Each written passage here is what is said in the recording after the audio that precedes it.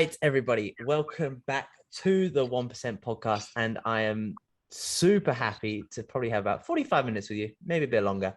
Welcome to the podcast, John. How you doing, man? How you doing, man? Thank you very much for having me on, brother. You all good? Yeah, good. And obviously, if anyone doesn't know you, which they probably should from coming from like, I don't know, our profiles. So they probably should. But if you, I don't know, if you get into a crazy taxi in Dubai and the guy asks, what do you do? What do you do? How do you define that? I'll just say I go to the gym because taxi drivers are too long to explain to.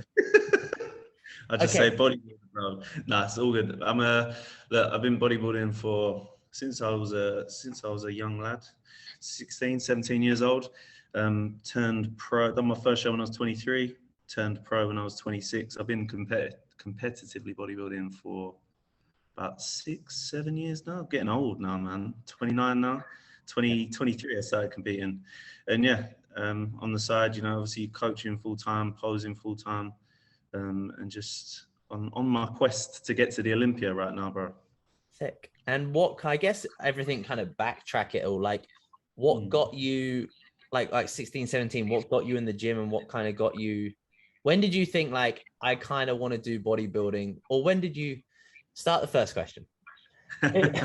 16, 17, like what got you kind of training and kind of what got you into the gym to start off with? So pretty boring. I was just always athletic, and the gym was kind of always a side thing of that, always playing rugby, playing football. Gym in my school, started training, started to enjoy it. My brother was sort of bodybuilding. He dropped, I remember my brother dropped about 5 stone. He was a fat little fucker, a fat big fucker. And then he got in shape and he was looking pretty sick, and I was like, that's pretty gnarly, I want to do that. And then started training, started watching a Jay Cutler DVD. I don't know if all you guys know Jay Cutler, but that was the first DVD I ever saw. And then just watching these guys rock up to the gym in sports cars in LA, and all they done was just eat, train. I was like, man, that looks like a good life. And that was pretty much it, man. I just got hooked on the gym, hooked on, all the cliche bodybuilders, Arnold Schwarzenegger and all that. And just got hooked on the lifestyle, to be honest, man. Just loved training, was just hopelessly addicted to training and seeing the changes in my physique. And it kind of always went hand in hand with what I was doing in like athletics and every sport imaginable. And it just felt right, man. Always just felt at home in the gym, Yeah. And it just really just went from there. I kind of fell out. Well, never fell out of the gym, but didn't really get into the competition side of things for about 5 years because I didn't know anyone that was doing it. I always say it's like, I don't think I'm that old, like 29, but back then it was different. Like the world's changed so much, and Instagram went there. But I think it was like the first year of Facebook, maybe when I was like 15 potentially. Yeah. And you just didn't really know what it was, It wasn't really that big in the UK back then.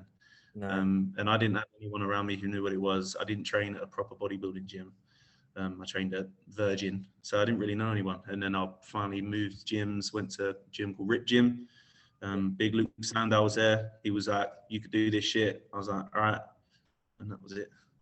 Yeah, it's funny how like you say like looking at, because I remember when I kind of got into like fitness and things like that, whatever, and I was watching the same, like it was kind of it was magazines and things like that. And it's so weird to see like, I don't know, old school bodybuilding and that kind of era. It's changed so much now to what we see bodybuilding now, because I always see it of things like you say, like you see Jay Cutler and then you see Regan Grimes, but it's very like, it's the same standard if you want to call it that, but it's like, it kind of goes, he's like an influencer bodybuilder, but he was like a true bodybuilder. It's weird to see how the sports changed, but because obviously you've kind of grown up with like that Arnold Schwarzenegger kind of thing, and now you're seeing it is what it is. Pros and cons to how it is now, or?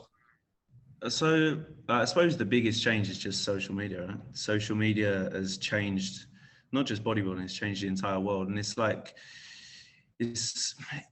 I'd say the pros is the best thing about it is that it's so open to everyone now. People can get in the gym and instantly they can be open to a world of not just training, but bodybuilding, which is kind of 2 different sides of the gym, isn't it? There's fitness and there's bodybuilding. So it's nice now that people can be opened up to that side of things and be like instantly, like, know what to do. Oh, you got to get a coach. That's the thing to do. Get a posing coach. And they can instantly sort of get their foot on the ladder, because it was a lot harder back then if you just didn't know someone who did it. So that's cool. And there's a lot of great information out there, but that's also the con side of it, that there's too much information out there, and a lot of people are kind of potentially running down the wrong route of things, and just, it's hard. It's a huge topic, it's a huge topic. Back then, I think it was much simpler. It was much simpler back then, because all we had to do was go off of, like you say, magazines and our favorite bodybuilders, and all I did was copy their workouts. And in that sense, it was simple. Maybe it wasn't optimal, which everyone's on the chase for now, but it was simple and it worked, and it let you just have a bit more of a one-track mind and focus on the things that mattered, which was just getting in the gym and just training hard. And just enjoying it. Whereas now I think there's so many other things involved, like where guys are trying to progress their physique, and constantly put all this content out, and then getting exposed to, oh, but I don't look like him, and oh, he's doing better and he's so much younger than me, and like it opens up your mind to a lot of vulnerability, which can definitely hold people back. So in the sense, it's great that there's so much information, but it can also be a bit of it's a catch-22, Yeah, 100%. I think it's just like, I feel like you say, like, people go into the gym and now they know in a sense, they kind of know exactly what to do. Like, they're all like fucking, it could be anything, right? Like D handles, whatever it is, all doing like the over analyzing all the other stuff. But I feel like you haven't fucked up enough. Like, you haven't fucked up doing like some, like, when you look back at like your first, I don't know, your first proper training program, like, yeah, it was chest this day, whatever, and all this sort of stuff. But I'm like, but it fucking was fun, and you enjoyed it, and it was working and things like that. I don't think there's enough people going in there and just training because actually they like training. Yeah, 100%. It's all going in there. Now I want to compete, and I want to have this look, and I want this look to go into my career, and I want to be a fitness dude, and I want to be a bodybuilder dude, whatever it is. Without actually being like, do you actually like this shit? Yeah, for sure, man, 100%. And I kind of still carry that mentality that I had back when I was young into my training now. Obviously, things like I don't want to say the stakes are higher, because it's not like I'm life or death with this stuff, but like, it's different how long I've been bodybuilding for now, and that things that are a little bit more of a job. Like I have to bodybuild to earn money, essentially. And it never used to be like that, but I still try and carry the mentality that I did when I was younger. And that's just getting in the gym and just loving it. Like, you'll still see me hanging out in the gym, having a laugh whilst I train. Even if I'm 2 weeks out from a show, I might be dying, but I'll still be trying to have a laugh. Still smile. Yeah, it doesn't mean I'm not serious, but that's the way I enjoy training. Some people enjoy being very, very focused in their own world. I have days like that too, but 9 times out of 10, I like being in the gym, just having a good time. When I was younger, it was just getting in the gym and just party pumping, training chest as long as you can, getting your arms as pumped as you can. Like, that's what it was. It was just going in the gym and just fucking annihilating yourself, and it's going back to that optimal thing. It might not have been optimal, but it built a really good work ethic and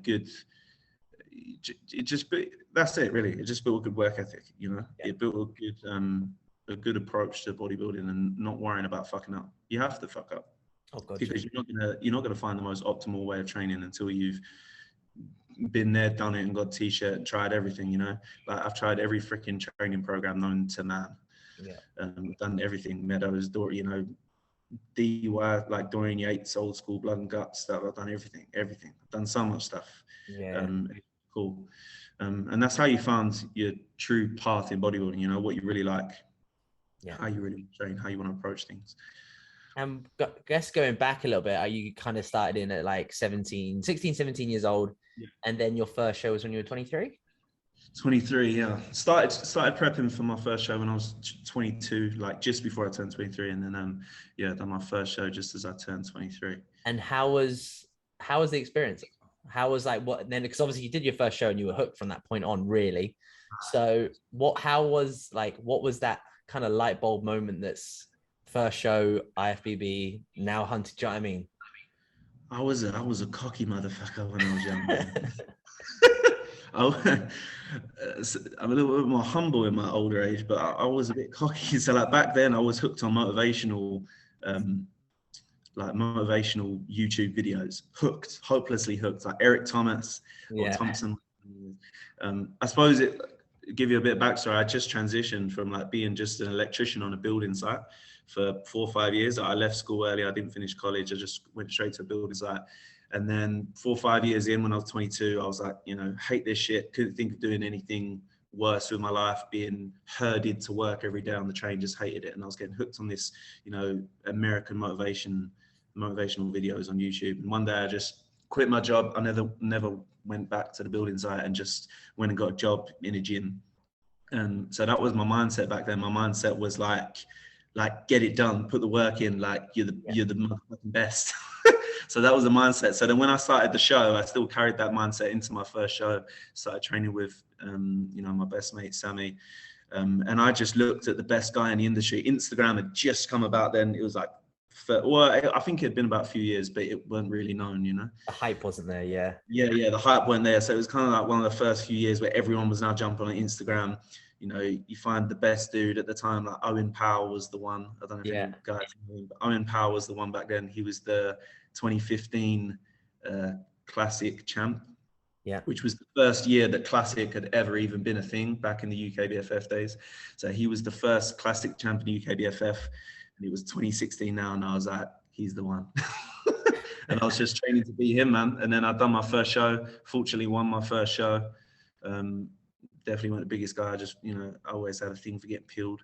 And then I was just hooked, man. I just loved it. Once I won that first show, I was just, confidence was through the roof, and I just kept going with it, and I just kept running with it. But just had fun at the same time. I just felt like I was creating that life. I always had that dream in my head of like driving. I mean, I don't have a sports car, but you know, driving sports cars, living in LA, eating, sleeping, training, having a good time with my training partner. And essentially, you know, to some extent, that's what I've been doing the last 7 years.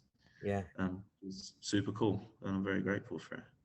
And what was like going, I guess, again, did you have a sporty background, like family, things like that? Massively. So my dad used to play football. I wouldn't really say it was a family thing. It was just kind of in me. I was massively sporty. I'd done absolutely everything, you know, all the normal UK sports, football, rugby, but also hugely in athletics, like random things like table tennis. I had a table tennis table at home. Badminton, boxing as well, like everything. I just wanted to do everything. I just love moving, to be honest, man, which probably, you know, that's really a lot of it. I just love moving, just active. Yeah, but it kind of shows as well, because I guess now, like, even from the posing side of things, that's even for me, like observing you and things like that, that's just what you like to do, if that makes sense. You want to move, you want to be hands-on and things like that, and it shows massively. And then when obviously you're from your first show and things like that, did things start to kind of roll and things like that going forward? Like, if that makes sense, you picked up momentum from that point, and kind of how did it look for the next couple of years after that, like 23, I guess 22 to 25? I had a pretty picture perfect amateur career, if you want to call it a career, to be honest. I won my first show, went to the British finals, UKBFF. I got third, which is a pretty good showing in the first British finals. Next year, qualified, won the British for the UKBFF. Then the year after that is when Two Bros came in offering the pro card. So I got offered like my elite pro card back then. I was like, you know, thank you. And my first year at Two Bros, qualified, done the British, won the British and my pro card. And then it all went downhill from there as a pro. Like you say, like, so obviously a good start to the sport in a sense. Yeah, I had a good start to sport, yeah. And I guess that's when we dive into it. Like, I guess you kind of touched on there, but what's been the hardest part of, like, I guess mentally more, because that is physically, like, you can handle it, like we can handle it. But what's been like that thing, fuck, do I want to do this? Like, when's those? Yeah, definitely. Those moments for sure. So like, since I turned pro, I turned pro fairly underneath the weight cap, like good 5 kg, like off my weight limit, you know, which is a lot of size. And obviously when you turn pro, you get another 5 kg, right? So I'm going into my first pro show, 10 kg under the weight limit, pretty much, thereabouts, which is shed ton of muscle. And I just didn't have enough size, you know.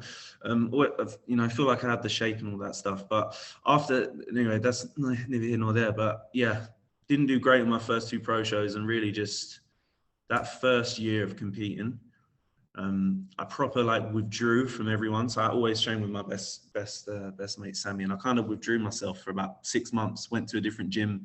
Didn't really want to see. I didn't train with Sammy that much. Occasionally, I'd call him into the gym that I was training in by myself. I basically went back to the start. I had to like re-find why I love the sport, because I kind of had this perfect start, and then I was not doing that great, and it kind of completely fucked with my head, you know. So I left the gym that I was training at, went back to the very first like proper bodybuilding gym I started at when I was like 19. Little gym back at my home called Flex Gym, and just trained by myself. Just went back there and just tried to find the love for it a little bit, you know. Not sure if it really worked, because I kind of ended up going back to the gym because I was like, I miss my boy, I miss the fun, you know. But yeah, just a lot of doubts, a lot of self-doubt. Even one point wanted to quit for a little bit, albeit brief, but I did have those thoughts. I was like, man, maybe I'm just not cut out for this. Because you get that kind of having a perfect start is not really the best thing when you go into the pro show and you're going up against all these incredible athletes that have been competing for years. You know, they've got a lot of muscle and they know what they're doing. It was a big transition. So it was a big hit to the ego. And that's kind of what humbled me a lot, you know. So yeah, and then you kind of just refine yourself, you know. I did have to spend a couple of months of just refinding, like just making sure this is what I wanted to do, you know, because it's a big decision to say I want to take it all the way, you know, especially with bodybuilding, because you know there are health risks involved straight up. So you have to take all that into account. But yeah, obviously head's in a good place now and I'm enjoying what I'm doing. So it was good for me to lose, essentially. Yeah, when was that, like that moment, or like what year or what time frame? It was where my first, I've done 2 pro shows. It was 2020. So I turned pro 2019, and 2020 done my first 2 pro shows. Oh. Yeah, lost the first one, and it was kind of in between that one and the second one. There was a month or so where I was just like, it was a massive hit on my confidence, massive, because I had a big ego. Like I said, I was pretty cocky. And yeah, it was a massive hit on my ego. Just kind of felt like I was like, maybe I'm not as good as I thought I was. You know, but then just had to realize, like, to be honest, I was asking for too much too soon. I was only 26, Yeah, you know, which is fairly young, you know. Even towards now, like now I'm like 29, and I've still had like moments last year where I'm like, fuck, there's guys so much younger than me. And this is where the Instagram thing comes in. So much younger than me, already doing better than me. But then I just had to realize that it doesn't matter, you know. I'm on my own road, and all I really need to worry about is just having fun and stop worrying about the future or worrying about the past, and just live in the present, you know. Mate, it's probably the best thing that anyone can said. Like, I had this conversation with someone the other day, and it's just like comparison will just absolutely tear you inside out, because Completely. There's always going to be someone younger, better looking than you, more money than you, nicer car than you, whatever that is. There's always going to be out there, better physique. It's always going to happen. Someone's like, you can look at like, Nick Walker, and you're like, isn't he 26? And you're like, ridiculous. Fuck off. Like, what is that? So it's like you say, it's just about being, I think it's also like you say, like bodybuilding's not forever. No. So it's actually been like, right, using this time wisely to be like, build your brand, build you, and like what's past bodybuilding? Like, I guess that you might not know, but what do you see kind of past bodybuilding so far? You know what? I have been thinking about it. I've probably just started thinking about it since I've moved to Dubai. Like, what's after, you know? And to be honest, like for me, it's going to be running the route of posing is probably going to be a big part of what I continue to do. You know, probably not essentially being the man on the floor one-to-one in, but I'm sure there's more business opportunities that I could create with posing, you know, whether that be, you know, online courses, posing app, or, you know, having a studio and having posing coaches or whatever, I don't know. But I feel like I'm probably going to be able to create enough reach and get like a good stronghold on that market. So by the time I'm done with bodybuilding, I'm pretty sure I could make something there. Obviously coaching is going great and I'm sure continue to do well. Not sure if that will be something I want to continue when I'm late 30s, 40 years old, you know, but I don't know. It is something I'm kind of just going with the flow. Like, if I'm honest, I don't have a set plan. I've never had a set plan. I've pretty much winged ever since I started bodybuilding. I pretty much just wung it and just keep going with it, and it's served me pretty well so far. So I'm not 100% on what the future holds, but I'm sure, you know, you make it happen. You know, you just Yeah. make it happen. And it's So, like you said, it's just like, well, just focus on the now, right? It's fucking yeah, Wednesday afternoon. What have I got to do today? And that's literally just focus on the now. Yeah, and that is kind of what I'm doing. yeah, so, and like you say, it's like, hey, if as long as you're enjoying every day and you know that I always the thing is I'm like, if you look back 6 months ago and I'm like, have you progressed in any Mm, shape or form? And then I'm just yeah, like, just keep fucking doing what you're doing then. yeah, Like it's as yeah, simple as. literally. Yeah. So, and also it's like saying like, oh, where it's like the stupid question, where do you want to be in 5 years' time? I'm like, ideally alive, that'd be a great Yeah. start. So, Yeah. Yeah. and then For it's sure. like, I don't know, but it's like Yeah. you've always been into sport and things like that and athletics Yeah. and obviously, so it's not like you're gonna be like, "Ah, in 5 years' time, I think I'm gonna be a lawyer."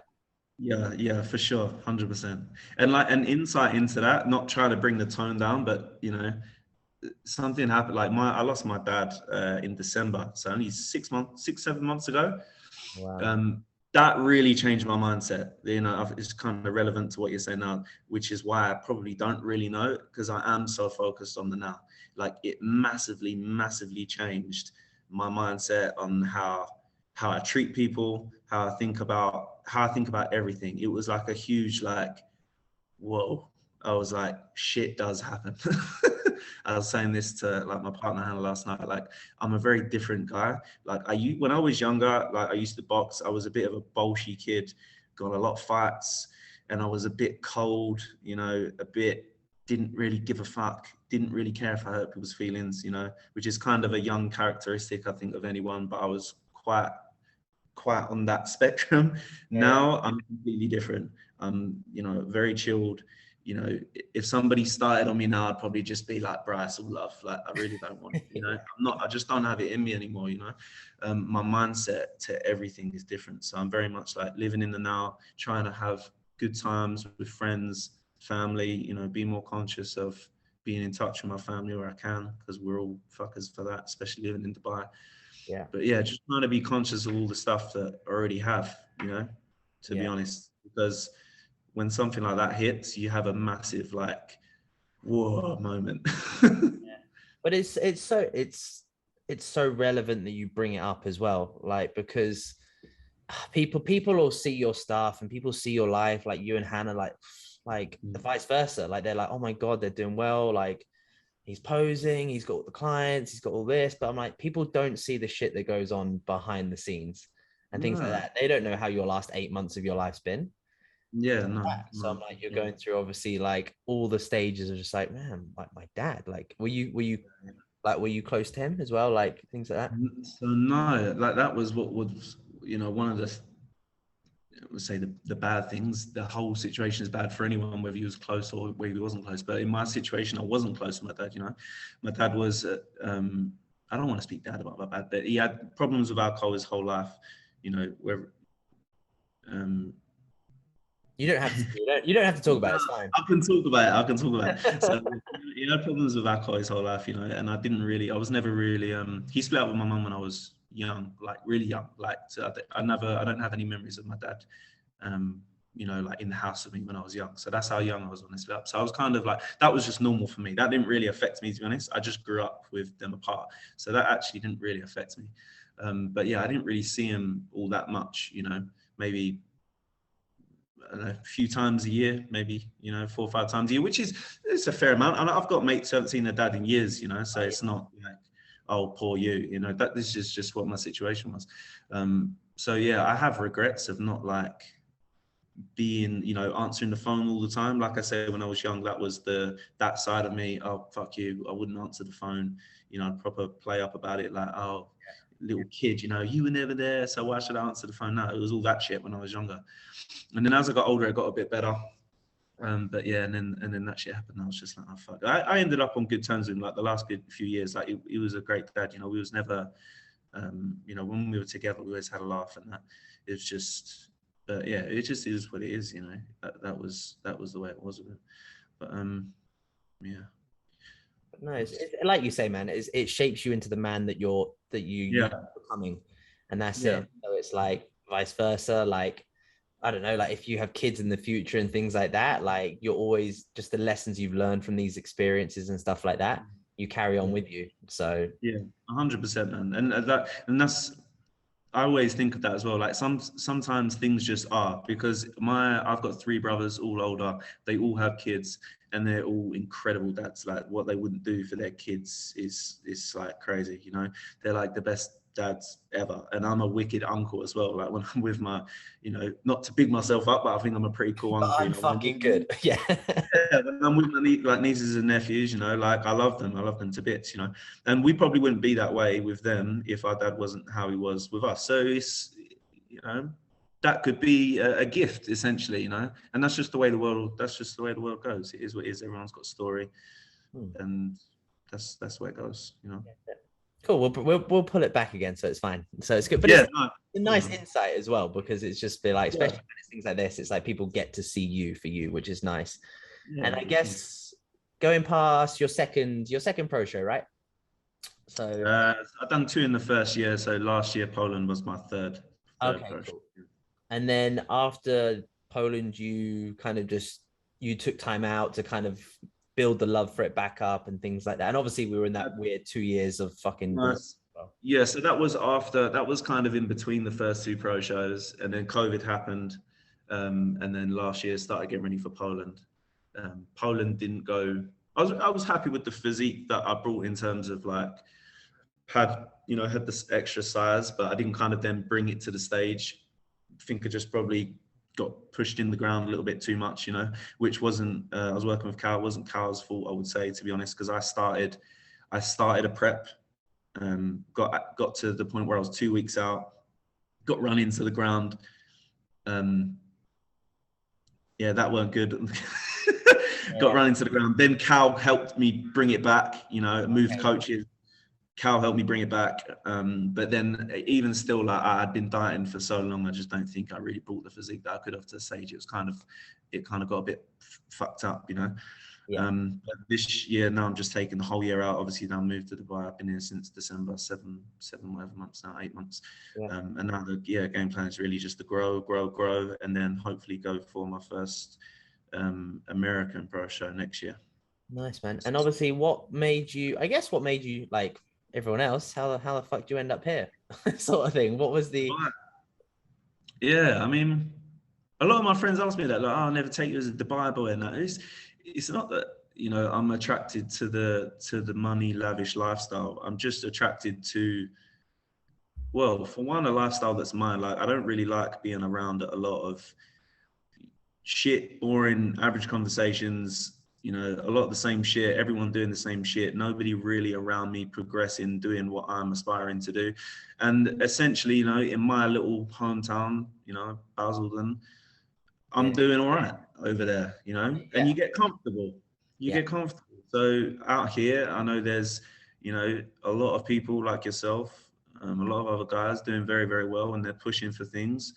So I wanted to get out here. Obviously, yeah, the weather's here. It's wicked. You know, you've got the best gym in the world around a lot of people who are pushing to do big things. And I want to be around it, you know. I don't want to be comfortable. And I felt like I kind of was comfortable. Also, you know, potentially I might not have done it if I went with my partner, Han, you know, because she's Irish. She's a traveler. So I probably kind of like hooked onto that as well.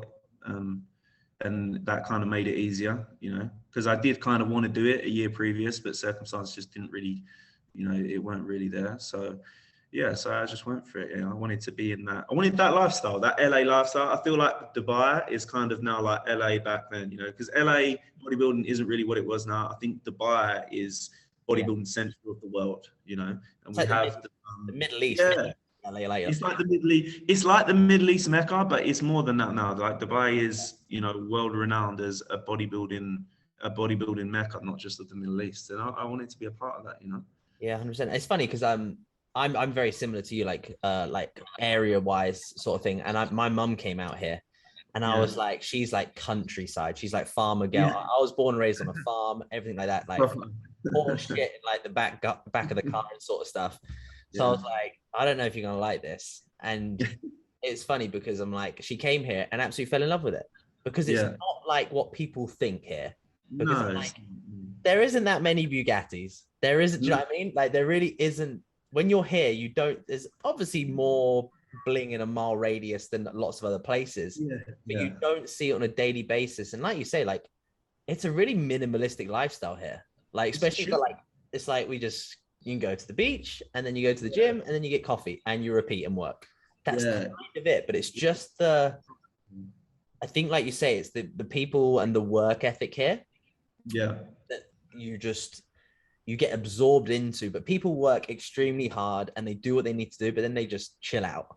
Yeah. Yeah. For That's the sure. nice thing about it. It's a Yeah. very it's a very like we kind of I think a lot of us have accidentally landed here and think, well, it's all right. Yeah. It's like you know what it is? It's like the chilled life of like if you was in like Spain.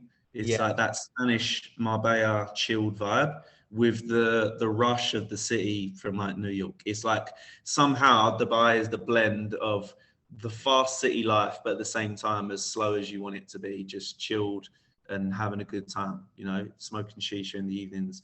It's like they've got like the perfect blend, and that's what it is. It's just cool, you know. Yeah. And like you say, you can be what you want it to be. Like there is all the lavish stuff around, but at the same time, you end up kind of turning a blind eye to it, you know. And it's just relaxed. It's nice. You know? And it's having that kind of self-awareness, being like, that's just not me. It's like as much as like I'll be like I don't really Mate, it could be like cars don't impress me, man. It's a piece of metal. Like people you do know? that with watches, and I'm like, yeah, but Yeah. I've got a phone in my pocket that tells me the time. Oh, I don't need £500,000 thing to tell me the time. Yeah, man. I got a G-Shock and it's yellow. It's sick. You know, and it only cost me 90 quid. Yeah, that's it. But then we'll nerd out on weird things, just being like, oh, this new app system's fucking sick. And yeah, that's definitely. Yeah, no, I just like the fact that it's like a peaceful place, you know, and the people, everyone here kind of helps each other, you know. People are very open to talk about business, whereas back home it's all very like, if anyone's got anything and it's doing well, it's like, ha, it's mine. yeah, Whereas it's not like that here. Everyone's out to share, pick everyone up, even like giving ideas of what you could do to make more money and do well. And that's cool. yeah. I like that. I've always been like that back home. I've never been like closed. I'm like, if I'm doing something good, you can have it. I don't care. You're not going to affect my business. Yeah, I think that's the thing at the end of the day. It's like, it's just everyone here is very, I guess the people that you surround yourself with, everyone's very secure. We're like, it's like there's 7 billion people in the world. There's 50 to 100 of us that kind of know each other. So I'm like, we got enough work going around. Do you know what I mean? And it's also like, I'm like, if you do well, I'll do well because we train in the same atmosphere and then I'll bounce off your energy. And you kind of get to the point you're like, there's fucking nothing to hide. Like, at the end of the day, like, we can all teach a push-up. So Yeah. all that happens is that they just prefer you to teach the push-up than someone else. 100%, man. 100%. There's no like, I hate that whole like back home. There's a lot of coaches in a small area, and it's all like, oh, he's mine, or he was trying to poach my client, and this like I don't know. It's all just like, oh man, like chill out, man. I'm like, if you got 50 clients and charge them right, you earn 10 grand a month. I was like, I got fucking 200 people that live down my street. I'm like, chill out, man. Yeah, literally. There's, you know, people are all. Yeah, it's not about that, man. Everyone should just help each other and pick each other up. Everyone would be doing a lot better, and everyone would be a lot richer in life and money and everything, you know. Yeah, 100%. Are you enjoying life here at the moment? Yeah, I love it, man. It was hard at first. I'm not going back into that. It was hard at first just because I lost my dad. It was a bit of a transition, but then now things are wicked. You know, you get to know everyone, and everyone's very welcoming, and everything's wicked now, man. Couldn't ask for more. You know, still do miss my good friends back home and my family, but you know, when you weigh it up, like, you know, I'm enjoying things out here, you know, and you know, so I'm gonna keep rolling with it, you know. But yeah, very comfortable out here now. It's definitely home. If I went back to the UK, it's always my home. But I would, if I was in the UK, which I will be in September, I know I'm gonna turn to my missus and be like, I can't wait to go home. Like Dubai. Have you been back yet? Yeah, we went back once. Yeah, so we went back. I can't remember when it was. Was it April? Something like that, April. Yeah, we went back for like 3 weeks. Han only lasted a week. She flew back, and I was like, no worries, it's cool. I had a few things to do, like posing seminars set up and stuff. So I'd done them, and then 3 weeks, and it was it was enough, you know. It was wicked seeing everyone, but yeah, I wanted to get back myself in it. And that's when I knew, I was like, oh no, Dubai is for me. Because I weren't sure at first. I was like, oh, I don't really know. Yeah, it's a really interesting, because I think everyone that moves here, like we kind of stay here for like 6 months, and then you're like, oh my God, like, have I fucked everything up? Have I left my opportunities back there? And then you go back and you're like, I can't do this. I'm done. I'm it's out. like going back in a time machine and everything's the same. But you know, you're just like, people having the same conversations, and you're like, we're like 6 months down the line, guys. Are we still talking about this? Yeah, what's new? Yeah, literally. And I think that's the nice thing about when you go back home, is that it gives you that reassurance more, especially after like even like your year. You're like, I made a big jump. It takes a long time to settle in a new country alone. So it's man, it's huge change. Especially here as well. It's not like you're just moving to, I don't know, like moving to a bit more of a, I don't know, like a Western country. Like I know this is, but I'm like, but it's not, because you're in the Middle East. Yeah, it is very different. It's all the little things, isn't it? It's like, oh, where's like the best barber? Like, I miss my barber. Like, I miss like all the little, just the smallest things, and it takes time to get them little things like in a row. You know, that's it. And this routine of day-to-day life. Yeah. But now I'm like looking forward. I'm always going to look forward to go back to UK just to see my friends and my best friend and my family, and maybe enjoy the shit conversations for a little bit. But I'll take it in small doses, you know, because I'm not up my own ass, you know. Sometimes I want to go back and talk a little bit of fucking gossip. Like everyone loves it. You need it as well. Like that's the nice thing. Bit normal. Yeah, that's the nice. Obviously, that's the nice thing when you've got Hannah as well, right? Because you can just bitch and moan at her. Like, it's like, shit, what's going on? You're like, I just need to rant at someone, and that's the nice thing when you're with someone as well, because it's just like, yeah, it's cool. That's what I'm here to do. Like, I'm here to listen. And it's the same when you go back and see friends and family and whatever it is, you just listen. And that's probably a good skill that you've, it sounds like you've definitely learned, like when you just like actually just to be very content, listen, be calm. Yeah. It's massive. Sure. You need a bit of both, you know, you need a bit of both. And then what's, obviously you said at the beginning, chasing down the O, right? So that's the vision. Yeah. I guess, like, what do you need to do to get there? In all honesty, literally, it's pretty boring. I just need more size, to be honest. Like, you know, from a aesthetic standpoint, this is going to sound like I'm all really arrogant here, but I feel like I have, you know, one of the better physiques in the UK. Yeah. I think I have I feel like you're the definition of, you fit the definition. Do you know what I mean? Yeah. Thank you. Yeah. That's what I feel. I feel like I fit the criteria better than any of the other guys in the UK, but I fall short on size a lot with a lot of them, you know. So that's why I'm just taking this year out to put that size on, and then hopefully, you know, land it right on stage. And then once I get that perfect formula, I know my posing and presentation can, you know, do the business. It's just having that extra size across, and I don't think I have any in particular like big weaknesses. There's certain things, you know, small things, want to bring up the calf, like certain little things, but I really just need more overall size everywhere. I just need a bigger version of what I am now, and then, you know, bring it on the day, and then that should be, I feel like that will be good enough to get to the O, you know. And it will be interesting because I've kind of set my sights on, I haven't said it to anyone, but I don't really care, you know, I've set my sights on the New York Pro, which is May next year. And I'll speak to Neil Curry, messaged me the other day, and he was like, oh, well, you're going to have to take the title off me because he wants to do the New York Pro again. Yeah. I was like, perfect, man. I was like, I've been waiting to beat you, bro. So that's good. We're on friendly terms now. So yeah, so that will be fun. That's sick. Yeah. That's amazing. And I guess, the thing is, it's so different with Classic, right? Because who was in the gym not that long ago? Was it Breon? No. Rough. Yeah, Rough. Yeah. Mate, he's they're small. Like, you don't realize that.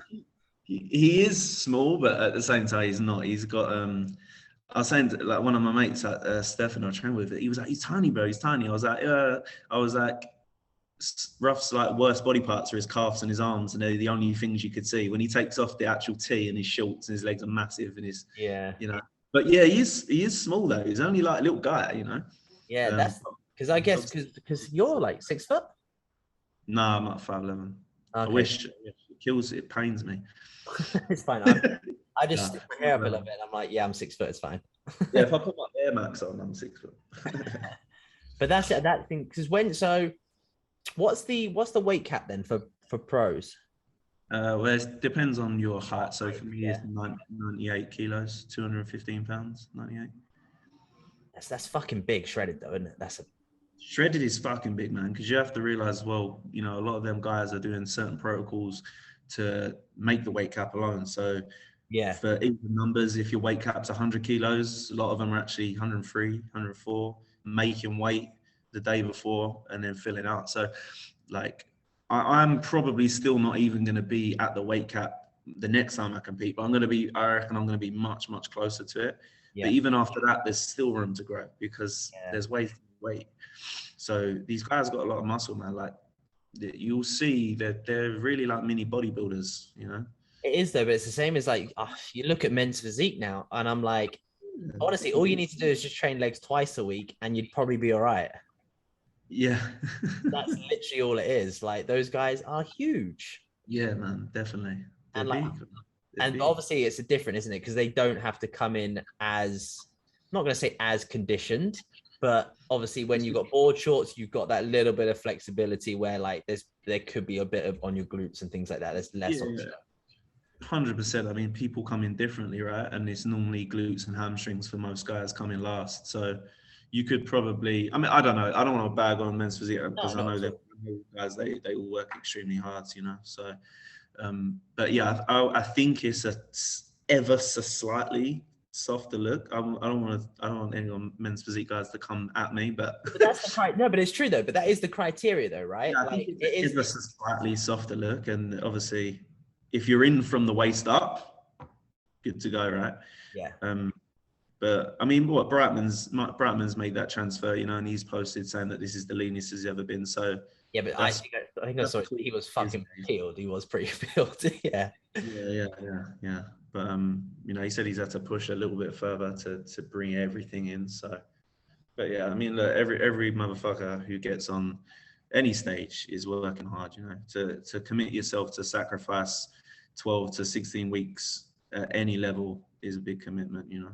Yeah. Even if you do cheat on the diet once or twice, which we've all done, and I've done it, you know, it's still a big commitment. Oh god, yeah. It's just, I think it's what it is. It's sometimes just it is, of course, it's the resilience, but sometimes it's just being like, you just got to be boring as shit for 18, 14 weeks. You just got to be like, all right, just do this.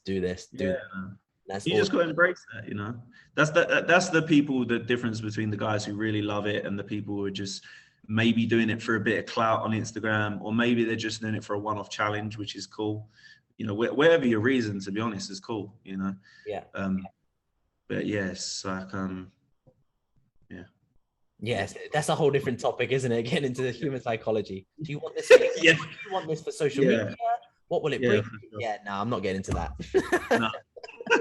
No, for sure. I mean, whatever your reasons, getting on stage is cool. Just have fun doing it. Just embrace it.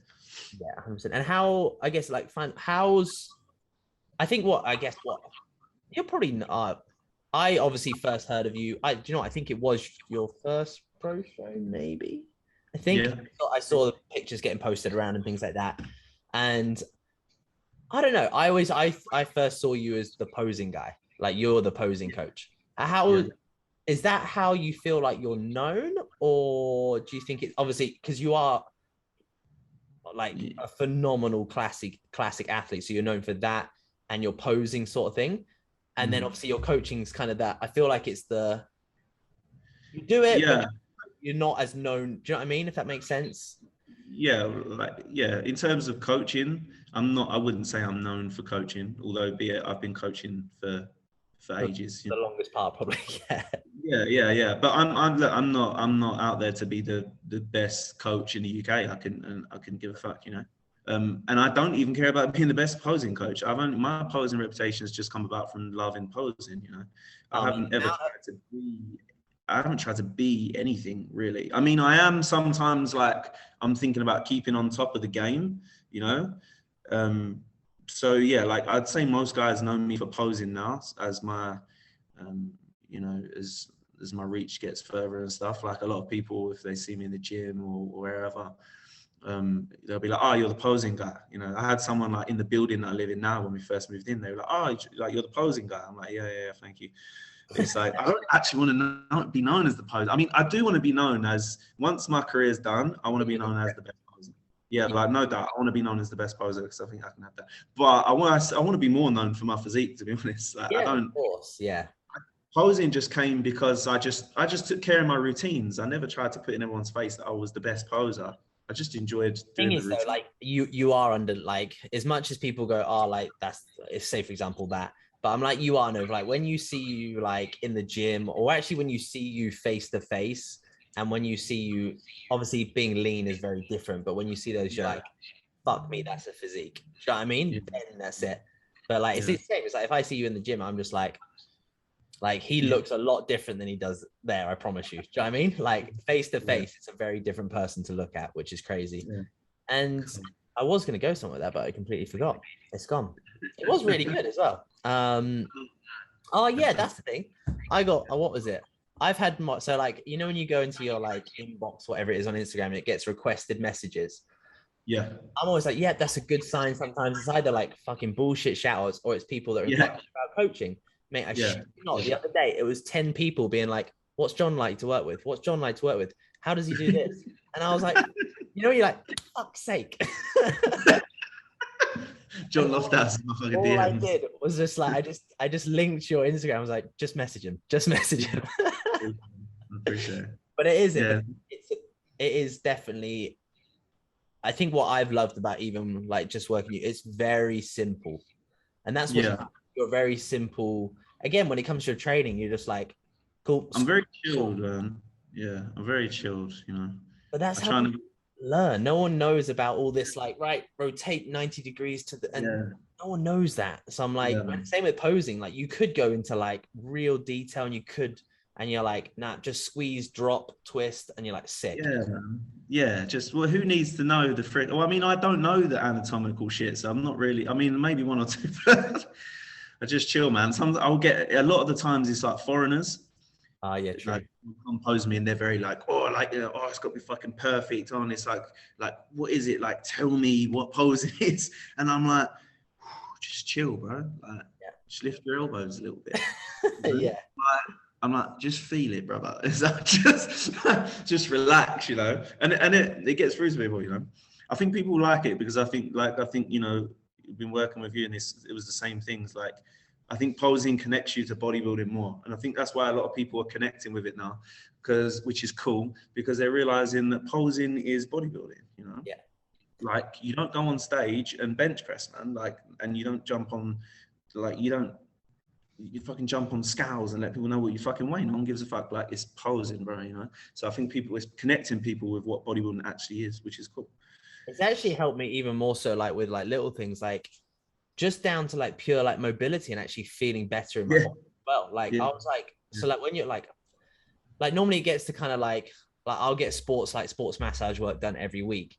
And it gets to the point where you're just like, I was like, I actually don't feel bad. Like I feel like, I remember before being like, I fucking pretty good and shit like that. But now I'm like, I feel good. Like I can twist, I can rotate, my hips feel good. And generally that's from just like doing something really simple, but actually just like moving. But you kind of do, like if you twist, you're like, right, hips stay there. And I'm like, it is a stretch. Like it is kind of like, but it's just like, I guess it's like an active stretch. And it has improved just my general, like, I guess, well-being of like, even just day to day, way better as well. Yeah, 100%, man. I always feel great after I've done a bit of posing, you know, I'll do like posing routines and stuff like that. I'm always like, I feel young again, you know? So yeah, no, posing is wicked, man. I think it encompasses what, you know, it encompasses that missing ingredient. People come into the world and it's all trained in nutrition. It's like, get the trifecta, you know, that last thing, that last piece of the puzzle, and see what bodybuilding really is, you know. Yeah, 100%. And an awesome way to wrap things up as well, I think, which is nice. Sure. Obviously with this, there's a little bit of tradition. So yes, if you could give someone one piece of advice that would take them 1% further forward tomorrow, what would it be? It's what we've already touched on, man. It's be present, 100%.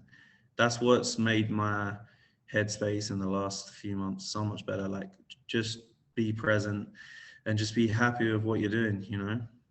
Stop comparing yourself to others and just enjoy what you're doing, man. Just chill out, chill the hell out, because life's going to happen. Yeah. If that is advice at all, I don't really put myself as the advice guy, but just relax, take your time, be present, stop rushing things, you know, it will come.